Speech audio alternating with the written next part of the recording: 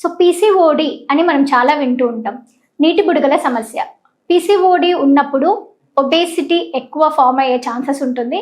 So వీళ్ళలో బరువు తగ్గితే డేట్స్ రెగ్యులర్గా వస్తాయా, లేక తర్వాత ప్రెగ్నెన్సీ నార్మల్గా వచ్చే ఛాన్సెస్ ఉన్నాయా లేదా? Hi, this is doctor Sushruta, Kurnool 49 fertility centre. So యాక్చువల్గా పీసీఓడి అంటే polycystic ovarian system or ovarian disease అని అంటాం. సో ఇక్కడ ఏమవుతుంది అని అంటే ఒక్కొక్క ఓవరీలో నార్మల్గా 4 to 5 మంచి ఫాలికల్స్ అనేది ఫామ్ అవుతూ ఉంటాయి ఆడవాళ్ళలో.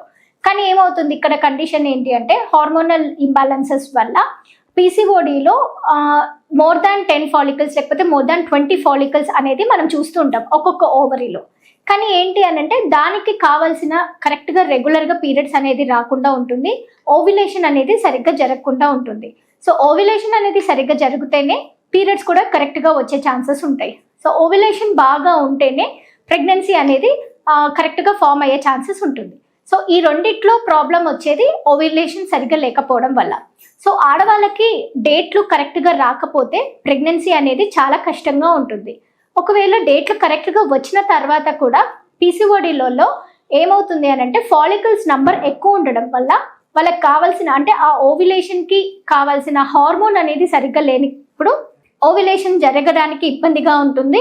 ఒకవేళ ఎగ్ ఫార్మ్ అయినా కానీ క్వాలిటీ ఎగ్స్ అనేది ఇక్కడ చాలా మ్యాటర్స్. అంటే క్వాలిటీ ఎగ్స్ అనేది పీసీఓడిలో చాలా తక్కువ ఉంటాయి. నార్మల్గా ఆడవాళ్ళకి 4 నుంచి 5 వరకు ఎగ్స్ ఉంటే వీళ్ళకి 15, 16 ఎగ్స్ అనేది ఉంటాయి. కానీ ఆ 4 నుంచి 5 వరకు నార్మల్ ఆడవాళ్ళలో కనీసం బేబీని ఫామ్ చేసే ఎగ్స్ అనేది ఒక 2, 3 ఉంటాయి.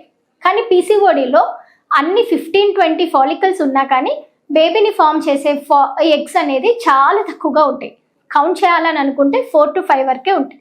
సో ఇలాంటి కండిషన్స్లో ఏంటి అంటే హార్మోన్స్ అనేది చాలా సరిగ్గా ప్రాబ్లంగా ఉంటుందన్నమాట. సో వీళ్ళల్లో ఒబేసిటీ అనేది తగ్గించుకోవడం ఎలా? So lean PCOS, obese PCOS అనేది ఉంటుంది. లీన్ పీసీఓస్ అంటే వాళ్ళు సన్నగానే కనిపిస్తారు కానీ ఓవరీస్లో మాత్రం నంబర్ ఆఫ్ ఫాలికల్స్ ఎక్కువ ఉంటుంది. ప్లస్ వాళ్ళలో పీసీఓడి ప్రాబ్లం కూడా ఎక్కువనే ఉంటుంది. ఇంకొకటి ఏంటి అని అంటే ఒబేస్ పీసీఓడి. ఒబేస్ పీసీఓడిలో ఏముంటుంది అని అంటే వాళ్ళు లావుగా ఉంటారు, బరువు పెరుగుతూనే ఉంటారు, హార్మోన్స్ ఇర్రెగ్యులర్గా ఉంటాయి. తర్వాత వాళ్ళు ఎంత ప్రయత్నం చేసినా కానీ బరువు తగ్గడం చాలా కష్టమవుతుంది.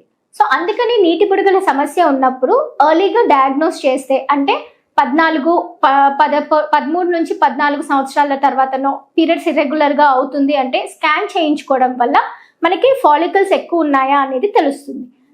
ఇంకా తర్వాత ఏంటి అని అంటే ఈ ఆడపిల్లల్లో కొంచెం హెయిర్ లాస్ ఎక్కువ ఉంటుంది. తర్వాత ఎకాంథోసిస్ నైగ్రిగన్స్ అంటాం. అంటే మెడ చుట్టూ నల్లగా మచ్చలు అనేది ఫామ్ అవుతూ ఉంటాయి. నల్ల చారలు మచ్చలు అనేది ఫామ్ అవుతుంది. కొంతమందిలో ఈ లీన్ పీసీఓస్ వాళ్ళలో ఈ తర్వాత హెయిర్ అనేది ఎక్కువ ఫామ్ అవుతూ ఉంటుంది. ఇంకోటి ఏంటి అని అంటే వీళ్ళకి ఈ హెయిర్ ఎందుకు ఫామ్ అవుతూ ఉంటుందంటే టెస్టోస్టెరాన్ హార్మోన్ అనేది ఇంబ్యాలెన్స్గా కనిపిస్తూ ఉంటుంది. సో అలాంటి కండిషన్స్లో మాత్రం హెయిర్ అంటే మీసాల లాగా రావడము, మగవాళ్ళలాగా బియర్డ్ రావడము, ఇలాంటి కండిషన్స్ అన్ని ఈ పీసీఓడిలోనే ఉంటుందన్నమాట. ఇంకొకటి ఏంటి అని అంటే లీన్ పీసీఓస్ కంటే కూడా ఒబేస్ పీసీఓడిలలో వెయిట్ ఇంక్రీజ్ ఎక్కువ ఉంటారు. వీళ్ళల్లో లైఫ్ స్టైల్ మోడిఫికేషన్స్ చెప్పినా కానీ చాలా వరకు వాళ్ళు తగ్గాలన్నా కానీ చాలా కష్టంగా ఉంటుంది. సో ఇలాంటి కండిషన్స్లో ఏంటి అని అంటే ఫస్ట్ డైట్ మోడిఫికేషన్స్ ఉండాలి, లైఫ్ స్టైల్ మోడిఫికేషన్స్. లైఫ్ స్టైల్లో అంటే ఎక్కువ సెడెంటరీ అనే లైఫ్ని మనం చూస్ చేసుకోవద్దు. అంటే అట్లీస్ట్ ఒక 10,000 to 12,000 స్టెప్స్ పర్ డే చేయాలి. తర్వాత డైట్ అనేది చాలా ఇంపార్టెంట్. అంటే వీళ్ళల్లో ప్రోటీన్ అనేది ఎక్కువ తీసుకోవాలి, కార్బోహైడ్రేట్స్ కట్ చేసేయాలి. ప్రోటీన్లలో కూడా ఒకవేళ తీసుకోవాలన్నా కానీ నాన్ వెజ్ తినేవాళ్ళు నాన్ వెజ్ తినొచ్చు. ఇంకొకటి ఎగ్లో హై ప్రోటీన్ ఉంటుంది. ఎగ్తో పాటు పన్నీర్ కూడా తీసుకోవచ్చు అనమాట.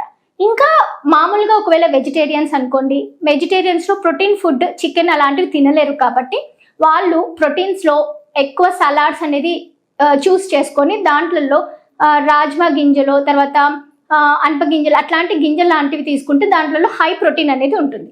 సో ఇలాంటి ఫుడ్ని మెయింటైన్ చేస్తూ at least 10 to 12,000 steps per day చేస్తూ ఎక్సర్సైజ్ అనేది కనీసం వారంలో ఒక 4 to 5 డేస్ చేస్తూ ఉండాలి. సో లైఫ్ స్టైల్ మోడిఫికేషన్స్లో ఇవి చూస్ చేసుకొని డేట్స్ రెగ్యులర్ అవుతున్నాయా లేదా చూసుకోవాలి. దానికి తోడు బయట ఫుడ్, జంక్ ఫుడ్ అలాంటిది అవాయిడ్ చేయాలి. ఇంకా ఒకవేళ వాళ్ళు ప్రెగ్నెన్సీకి ప్లాన్ చేస్తున్నారు అని అంటే డేట్స్ రెగ్యులర్గా చేసుకుంటూ ఈ ప్రెగ్నెన్సీని ప్లాన్ చేసుకుంటూ ఉంటే గనక చాలా వరకు రిజల్ట్ అనేది ఉంటుంది. సో ఈ పీసీఓడి ప్రాబ్లంలో ఏంటి అని అంటే హార్మోన్స్ కూడా చాలా వరకు ఎక్కువనే ఉంటుంది.